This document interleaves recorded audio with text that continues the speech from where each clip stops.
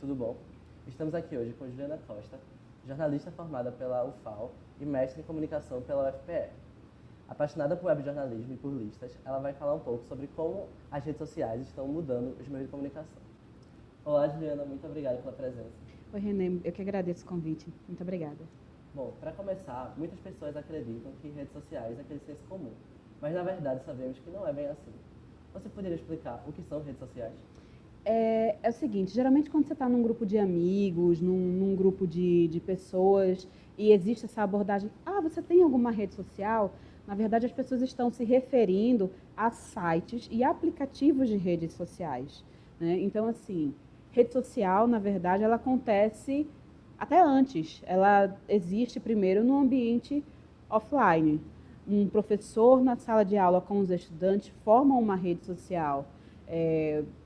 Essas plataformas, esses sites e aplicativos de redes sociais que são tão populares hoje, eles permitem que os indivíduos e as organizações, enfim, construam suas redes sociais na internet. E isso é o grande barato, assim, dentro das perspectivas e das propostas realmente de cada uma dessas plataformas, que são diferentes entre si. Juliana, você já publicou diversos trabalhos sobre redes sociais e jornalismo. Para você, como as grandes empresas de comunicação fazem uso das redes sociais para veicular e produzir notícias?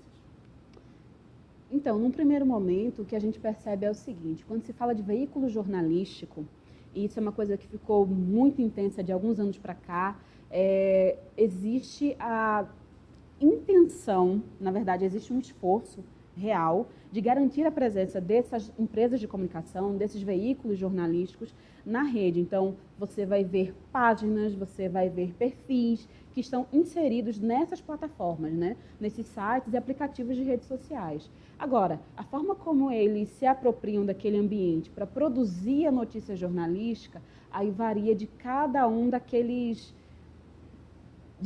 desses ambientes. Então, por exemplo, o comportamento de um mesmo veículo jornalístico no Facebook vai ser diferente do comportamento que ele vai ter no Instagram, vai ser diferente do comportamento que ele vai ter no Twitter, e assim sucessivamente. Depende muito da dinâmica daquela plataforma. O jornalismo nas redes sociais influencia o jornalismo nos outros meios, os meios mais tradicionais? Depende muito da dinâmica que vai ser percebida, naquele ambiente digital. Existe uma coisa muito interessante que é o buzz, né, mesmo, o volume de interações que vão acabar catapultando, vamos usar esse termo por falta de outro mais adequado, mais específico, um tema que vai ganhar uma super projeção nas redes. Isso, invariavelmente, acaba meio que obrigando veículos da grande mídia a tocarem no assunto, né?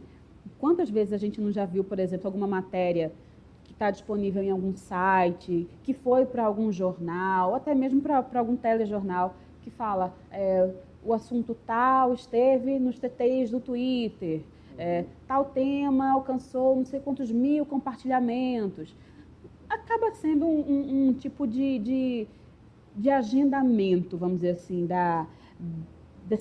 desse movimento que aconteceu dentro dessa plataforma de rede social, movimento esse promovido pelas redes nas quais as pessoas estão inseridas e que acabam, sim, interferindo nessa agenda de mídia em alguns momentos. Agora, naturalmente, mais uma vez, isso depende muito do volume de coisas, da projeção que aquele tema teve nessas plataformas, né, através da ação dessas redes. Quando você falou isso, até me lembrei que às vezes nos jornais aparecem esse vídeo fofinho aqui que viralizou na internet. E são pautas que nem são relevantes para a sociedade, mas acabam ganhando destaque por causa que ganharam destaque online. O que você acha disso? Eu acho que, em termos jornalísticos, não é notícia, né? Assim, a gente está falando aí de entretenimento. Mas, mais uma vez, resvala no que a gente tinha falado antes, que é a audiência que estava ali naquela plataforma, né?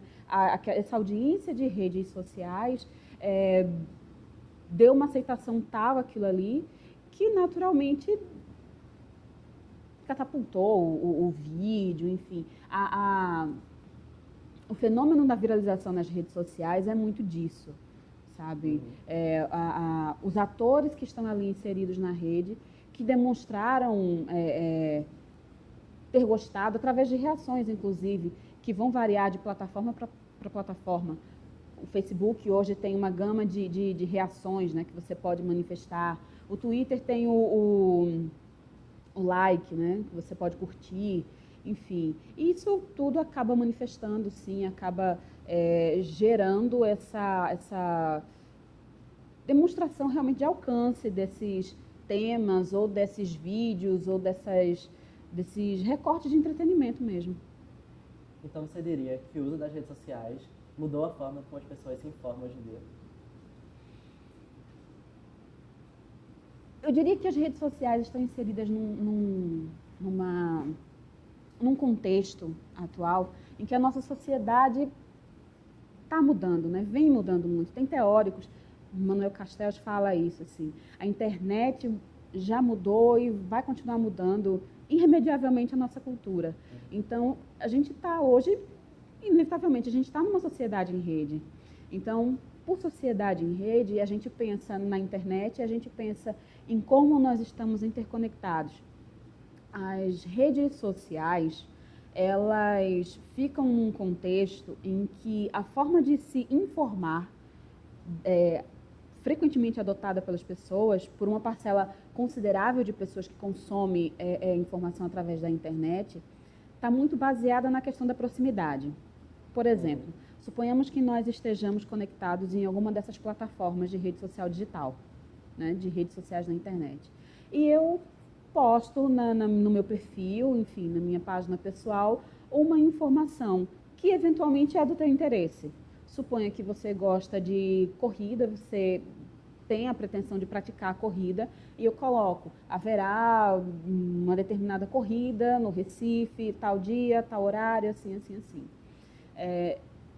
Eu não trabalho na assessoria de nenhum tipo de evento esportivo, mas por você estar conectado a mim, você vai ter aquele, como é que eu posso dizer, aquele impulso do crédito, digamos assim. Você vai ver aquela informação e vai dizer, pô, bacana e tal, Isso é muito, muito comum, inclusive, nesses fenômenos. Sabe quando tem muita chuva na cidade? Recife tem esse tipo de problema quando está em períodos chuvosos e tal. O volume de chuvas é muito grande, alguns trechos ficam muito problemáticos. O que acontece? Qualquer site ou aplicativo de rede social que você acessar, você vai ter invariavelmente o quê? As pessoas dizendo, tal trecho está muito ruim, tal trecho está intransitável. Invariavelmente tem alguma imagem, sabe? Ou algum vídeo curto, ou alguma foto. Então, assim, existe essa coisa. Eu acredito na pessoa porque, pretensamente, eu a conheço e sei que ela está lá. Tem esse valor de crédito pela proximidade, né? E isso é muito forte, porque vem interferindo, inclusive, nas validações, por exemplo, de consumo de produtos, né? É muito mais frequente a gente perceber hoje quando algum amigo, algum conhecido, alguém em quem você deposita confiança na sua rede social pessoal, colocar uma impressão a respeito de um produto, de um determinado local, e aí você já olha, o seu olhar a respeito daquele assunto já tem um viésinho que está assim cortado pelo que a pessoa falou. Então, eu diria que as redes sociais, as plataformas de redes sociais na internet, elas deram esse empurrãozinho nessa forma de se comunicar, né? Tipo, eu acabo dando muito crédito também ao meu amigo, eu dou muito crédito à pessoa que eu conheço, porque existe essa coisa da proximidade. Ao amigo ou às personalidades influentes também, né? Isso. E aí a gente vai ter uma coisa muito forte nas redes sociais, que são os valores, né, que são construídos nas redes. O que a gente percebe? Existem indivíduos. Quando você está na rede social, você não é meramente um indivíduo, você é um ator social que está inserido ali numa rede. Então, o que acontece? Você está sujeito a N valores que são construídos nessas redes. Que valores são esses? Visibilidade, reputação, autoridade, né? São exemplos. Então, o que acontece? A pessoa que está nessas redes, eventualmente ela tem esses valores construídos e eles não precisam necessariamente ser os mesmos fora. Daí, portanto, um exemplo interessante é o caso das youtubers, né? Das blogueiras, que acabam validando produtos de uma maneira muito forte, muito séria, inclusive, que já foi percebido, aliás, há muito tempo, pelas empresas que já fizeram e fazem contratos com esses profissionais, que têm essa abertura de público, de proximidade, e passam suas impressões a respeito dos produtos. É muito disso, sim. Bom, Juliana, pode-se dizer que as redes sociais trazem uma espécie de democracia para as pessoas poderem falar o que quiserem. Isso acaba influenciando também no jornalismo, pois algumas pessoas acabam trazendo as informações antes dos jornalistas. O que você acha disso? Então, eu não colocaria as redes sociais digitais como esse ambiente ideal de democracia perfeita, né? Enfim, eu acho que existem circunstâncias que interferem e que vão muito além do ambiente digital. Sempre há contextos muito maiores, né? De ideologia, de clima político, etc, etc, etc. O que eu acho muito interessante quando a gente fala de rede social digital é que tem uma liberação de polo emissor, né? Você não precisa esperar unicamente aquele jornal, aquela revista, aquele site para tratar daquele assunto. Invariavelmente tem pessoas que colocam ali informações, disponibilizam para as suas redes e que são informações que têm sim utilidade prática para as pessoas que estão ligadas a ela ou não, porque muitas vezes aquela informação, como a gente já falou antes, tem até a possibilidade de viralizar e alcançar mais pessoas que também têm interesse naquela informação. Isso tem uma interferência, sim, na produção da notícia jornalística. Porque o que acontece? A partir do momento que existe a liberação do polo emissor, não existe digamos assim, o veículo jornalístico não é necessariamente o que vai chegar primeiro com a informação. Ele tem uma possibilidade real de ser ultrapassado pelo cidadão. Então, por exemplo, quando Osama Bin Laden morreu, o que foi que aconteceu? Quem deu a notícia primeiro foi um cidadão lá pelo Twitter, dizendo que tinha visto o local em que o Bin Laden estava ser explodido, ser, enfim, alvo da operação toda que estava acontecendo. Acontece muito hoje também. Veículos locais passam muito por isso, em situações, muitas vezes, em que a empresa jornalística não tem como deslocar o profissional para aquele local, seja por uma questão de risco, seja por uma questão de mobilidade, né? Por exemplo, momento de chuvas terríveis no Recife, o que vai acontecer? Muitas vezes, veículos jornalísticos acabam se apoiando em fontes que chegam a eles através das redes sociais, porque muitas vezes aquelas fontes já estão dando a informação antes, né? E é muito disso, assim, a antecipação desse usuário das redes sociais em dar essa informação antes do veículo jornalístico, isso é muito interessante. Acaba obrigando, na verdade, o jornalista, o veículo jornalístico, a suar um pouquinho mais a camisa. Pode não dar a informação em primeira mão, mas ele acaba tendo um dever. Eu não estou dizendo que isso seja efetivamente cumprido, mas existe aí um dever de, se não der a informação na primeira mão, só um pouquinho a camisa para aprofundar a informação. Eu mesmo penso, quando, por exemplo, eu estou no engarrafamento, no trânsito, eu pego meu Twitter e pesquiso a avenida que eu estou e eu vejo outros usuários me dando informação. Não é jornais nem nada. Sim. É a própria rede que me fornece a informação necessária. Quando a gente fala nessa liberdade dos usuários postarem o que eles quiserem, postar as informações que quiser, isso também acaba trazendo um lado negativo, pois muitos usuários acabam postando boatos e rumores. Já teve algum jornal que acabou noticiando esse rumor e se prejudicou por isso? Então, Renê, o que acontece? A internet, de uma maneira geral, ela trouxe para o jornalismo essa preocupação a mais, né? A checagem, a apuração, ela tem que ser muito mais rigorosa, porque na internet realmente existe essa possibilidade muito forte do boato, do fake news, né? Se proliferar de uma maneira muito rápida, e os veículos os veículos de comunicação, veículos jornalísticos de uma maneira geral, se preocuparem em dar a notícia em primeira mão e, eventualmente, é um risco, né? Replicar um boato. Mas, assim, existem casos mais recentes, casos mais antigos. Se não me falha a memória, foi no ano passado, uma série de veículos de comunicação falando a respeito de um determinado jogador de futebol, cujo nome eu realmente não me recordo no momento. Isso. E aí, de repente, foi uma pessoa que era da família, um amigo, disse, olha, tuitando, inclusive, olha, ele está vivo, eu estou aqui com ele está bem, ele não morreu, né?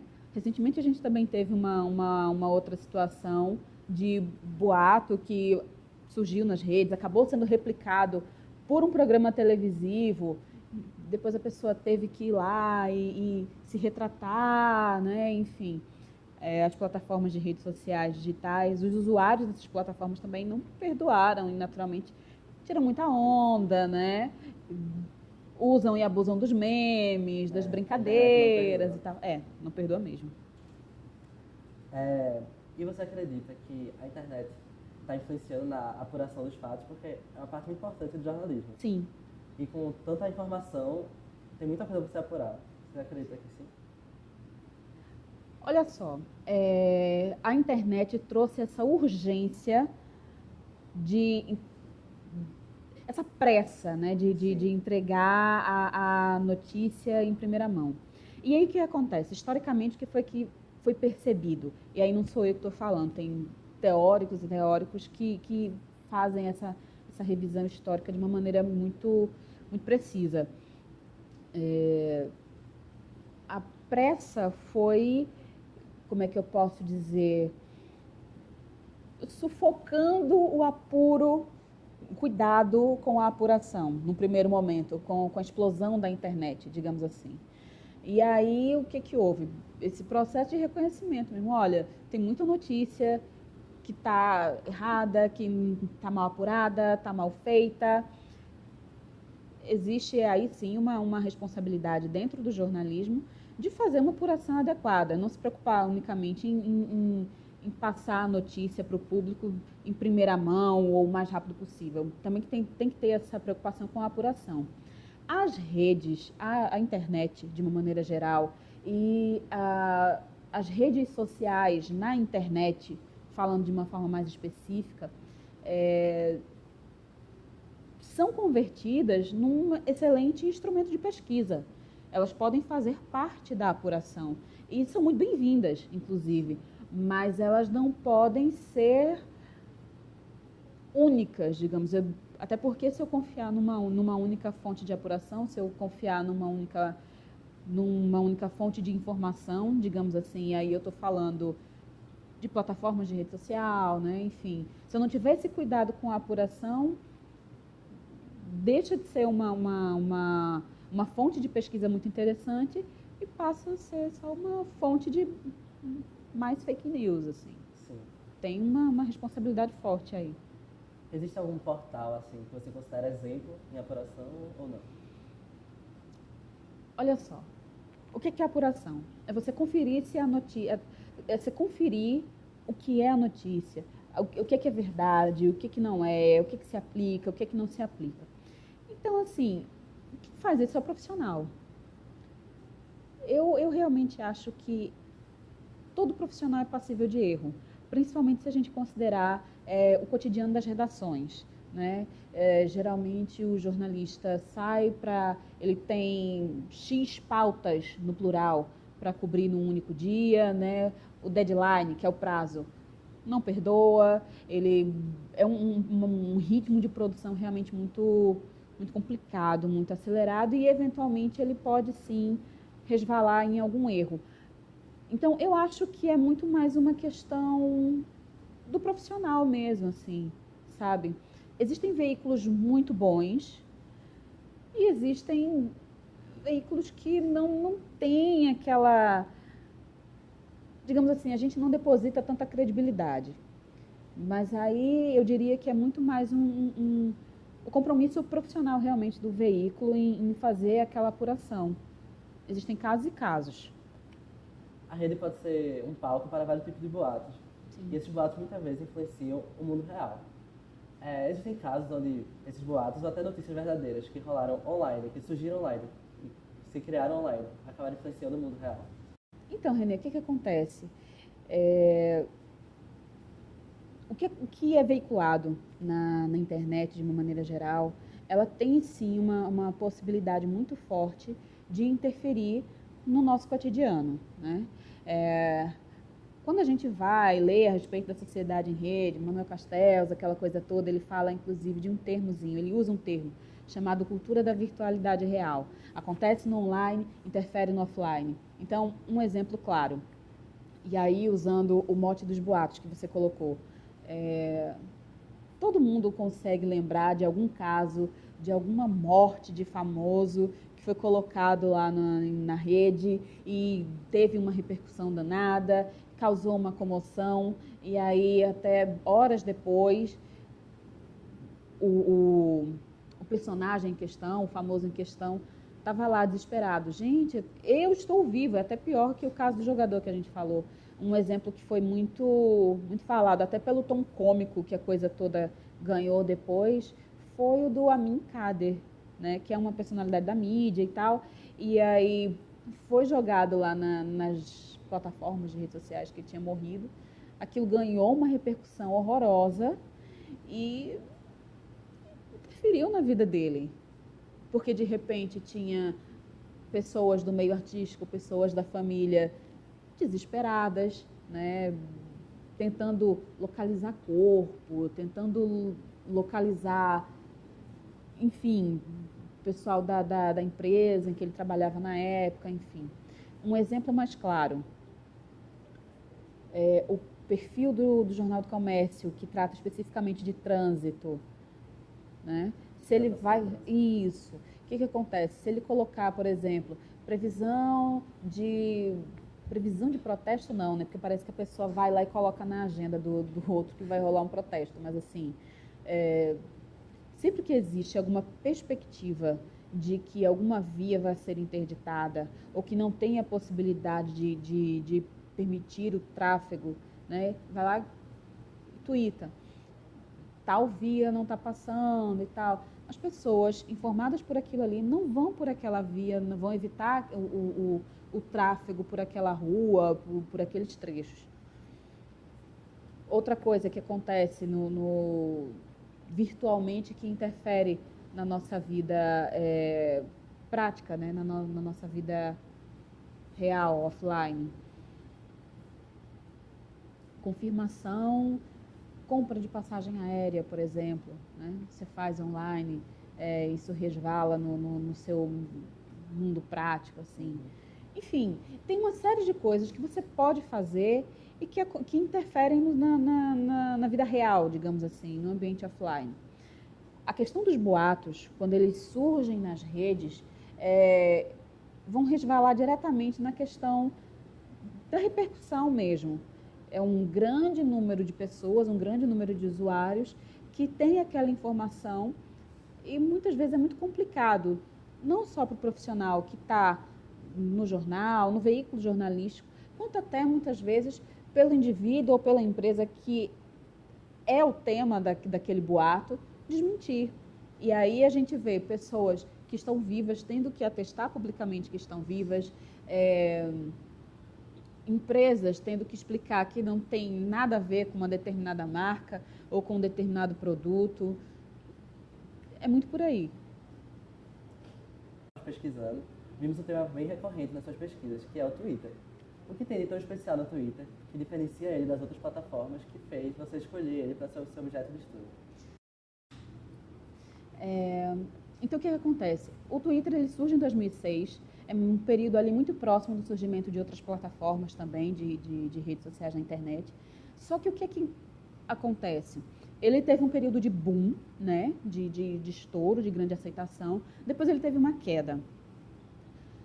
Em 2011 saiu uma pesquisa falando que, ironicamente, apesar dessas oscilações, o Twitter era a plataforma de rede social na internet que mais interferia no trabalho de jornalistas profissionais. Isso já me chamou a atenção no primeiro momento. Mais recentemente, o que acontece? a gente vem percebendo que o Twitter, ele não é, por exemplo, o site de rede social mais acessado pelos brasileiros. Ele não está ali no primeiro lugar, no segundo lugar.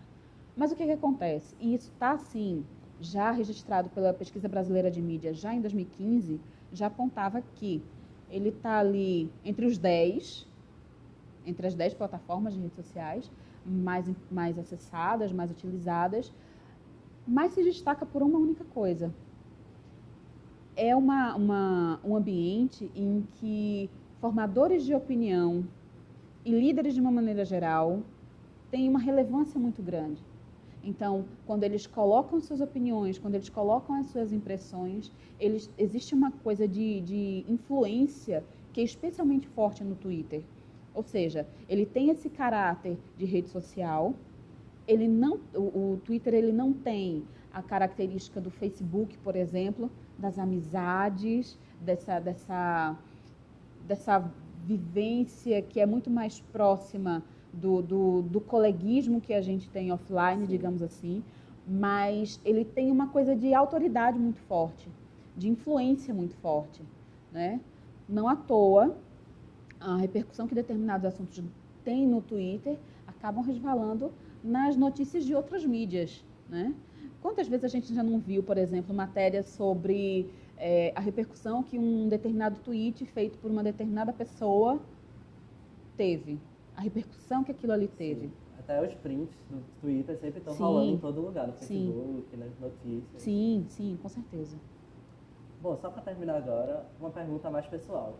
Por que trabalhar redes sociais? Olha só, as redes sociais digitais, elas surgem na minha vida num primeiro momento. Eu estava na graduação ainda. Isso aí era 2004, 2005. E naquele primeiro momento eu me encantei muito como usuária mesmo. Eu achava incrível poder ter contato com amigos muito queridos, mas que estavam geograficamente muito longe. Também me parecia incrível poder ter contato com pessoas que não eram necessariamente minhas amigas de colégio, de infância, de faculdade, mas que tinham interesses em comuns comigo, sabe? Que tinham interesse sobre determinados assuntos, que se dispunham a discutir sobre determinados temas nas redes. Então, no primeiro momento, teve esse encantamento, assim, mais como usuária. Depois, quando eu trago isso para a minha pesquisa acadêmica, esse meu encantamento, ele vai num outro sentido. Eu começo a observar o comportamento de veículos jornalísticos, eu começo a observar o comportamento de ações de comunicação promovidas por empresas nesses ambientes. E aí, esse comportamento, a relação que essas empresas, que esses veículos de comunicação conseguem estabelecer e manter com esses outros atores que estão ligados a eles nas redes sociais, né, com quem eles interagem nessas plataformas, acabou me instigando muito mais perguntas que acabaram resultando em trabalhos acadêmicos, resultou na minha pesquisa de mestrado e vamos ver o que mais tem de caldo aí para trabalhar. Muito bom. E foi isso, gente. Obrigado por assistir, obrigado por Juliana estar aqui. Eu que agradeço o convite, muito obrigada, Renê, muito obrigada a todos. E é isso, tchau.